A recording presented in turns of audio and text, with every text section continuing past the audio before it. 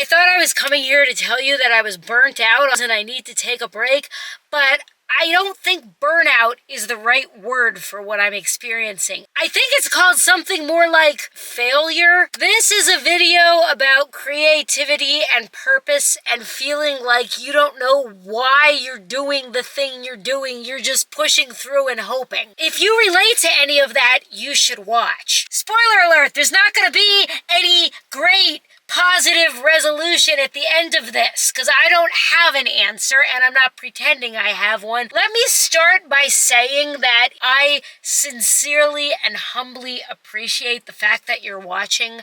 I live for interacting and talking with people on this platform. It's so much fun. It has really been the thing that has kept me going.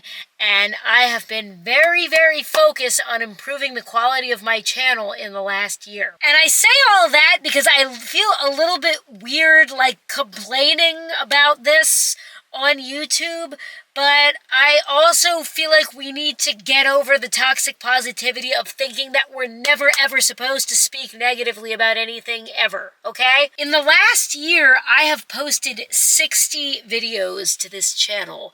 44 of them have fewer than 100 views. Now, what would any YouTube expert tell you about the data we're looking at? I suck at this.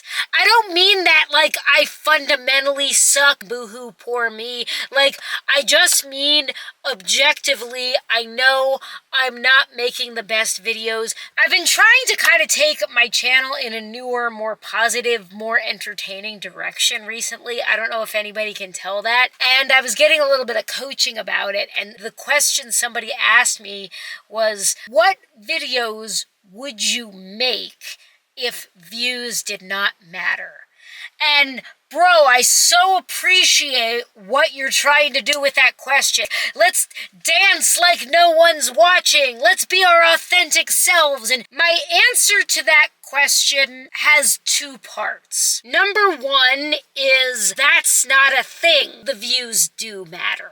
I'm not supposed to say that as a creative person. I am supposed to tell you that I am just here expressing myself and I don't care about the metrics. I don't care about not having millions of views, but when I spend like 15 hours in a week making 2 videos and I have a combined 28 views, what I see is I am making videos that people are not interested in watching, so I should be making different videos. I am not here, believe it or not, because I like the sound of my own voice. I am here because I feel I have something to give, whether it is something educational or entertaining or just something kind of comforting and relatable. That's what I'm doing here. The other half of the answer to the question, what kind of videos would you make if views didn't matter? The other half of that is slightly more heartbreaking, which is I would make exactly the kind of videos I have been making. I have been so free and I'm having a good old time, and I don't know if I'm making anybody else laugh, but I'm making myself laugh really hard. And that's what matters, isn't it? Isn't it? Kind of. I care about being successful on this platform. I don't mean like I need to like blow up and go viral and be like some famous influencer. I guess I wouldn't mind that. People out there to know they're not alone, and I want to feel less alone myself. I have been here for almost 4 years. I have 2 friends, and they're both people that I've known for 30 years. So I have been relying a lot more on the internet for interaction and connection and feeling of purpose. That's probably not a great thing, but it is what it is, and I don't see it changing anytime soon. I'm talking without a script tonight, by the way, which I absolutely never do. Bear with me. I really don't want this to sound like I'm complaining about having low views, but what I mean when I say I feel like I've failed, it's not just like an emotional thing. Like, looking at the hard data, I'm not building an audience here. And I don't know if I should like try to do something different with the videos or just walk away for a while, or if maybe the answer really is to just keep being authentic and keep being myself and keep having fun. And, the people who love what I do and get something useful out of it will find me. Is anybody else having a moment like this? For a while I was telling myself I just need a break. But let me tell you something I have learned about myself. And this is kind of a neurodivergence thing. I never need a break from anything I love. I don't need to take breaks from things I love doing. When I start telling myself I have to take a break, what I mean by that is I have to move on. I'm over it. I'm done doing this. The idea of moving on from making YouTube videos is so heartbreaking to me.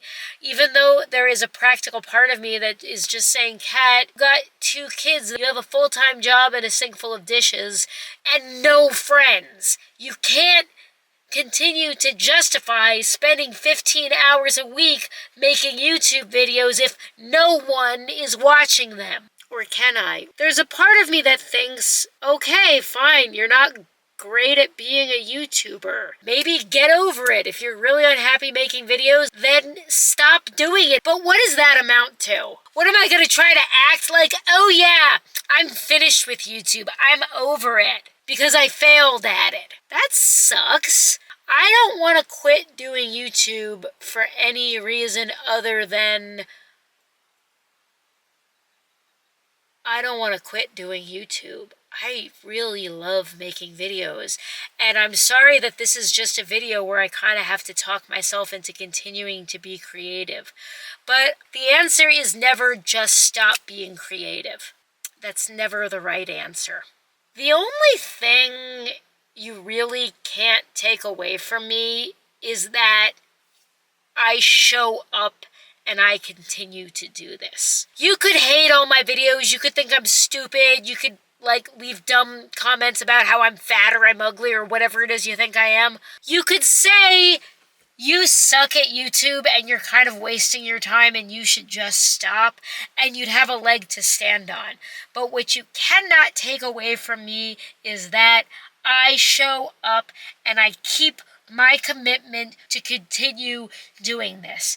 And I am growing and I am learning, and maybe I still don't make good videos. Maybe it's going to take 15 more years at the rate I'm going. I can look back at videos I made 5 or 6 years ago, back when I was being a family vlogger. Cringe. I was still married back then, and we had just moved to Las Vegas, and if any of you watched me back then, my channel in 2019 was doing things with my kids, and here I am doing something with my family. They're all private now, you can't see them, but I'm glad I didn't delete them, because it is nice to have that stuff to look back on. And my kids were kind of watching them and joking with me about them, and one of them was like, you sucked at making YouTube videos back then. You're just talking and talking and talking about nothing. Nobody cares. Your videos used to be so bad. And I felt kind of proud because they see the progress.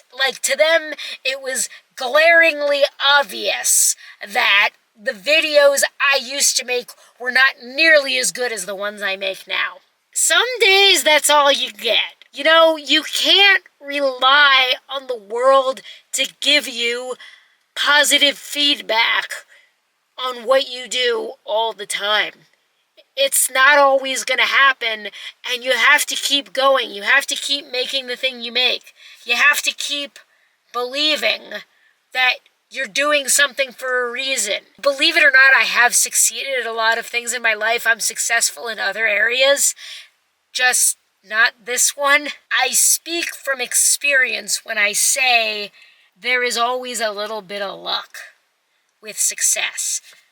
The good news about that, don't be discouraged, is that if you stay consistent, if you continue to plant the seeds, if you will, and water them, and you tend your garden, something will grow. Something has to grow, even though it's probably not going to be what you think is going to grow. Continuing to do this and getting really good at making these videos and really good at editing and really good at social media stuff will lead me to other opportunities, regardless of whether or not this channel ever takes off. I don't think that's a crazy thing to think. Just because you're probably not going to hit the bullseye does not mean you should not shoot your shot. Follow your bliss is still the best advice. And I can't tell you how wonderful and beautiful and successful my life really is right now, even though